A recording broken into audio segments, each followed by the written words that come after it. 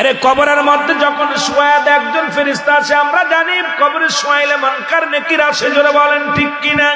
এর মুনকার নেকির ফেরেশতার আগে একজন ফেরেশতা আসে গো, তার নাম হলো বাদান নুমান ফেরেশতা। কবরের ভিতর আসিয়া ডাকতে উঠাইবে, আল্লাহর বান্দা ওঠো।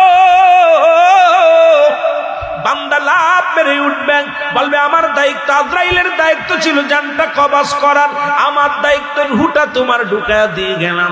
আজ থেকে তোমার মৃত্যু হবে না, কিয়ামত পর্যন্ত তোমার রুহের উপরে আযাব গজব শান্তি সব চলবে রে মুসলমান, শুনে নাও। এবার নোমান ফেরেশতার হাতে থাকবে 2 টুকরা কাগজ।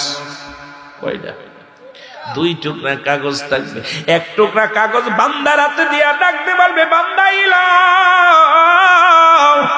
বান্দা বলবে, এটা কিসের কাগজ? বলে, এই নাও, তোমার 80 বছরের জিন্দেগি, 60 বছরের জিন্দেগি।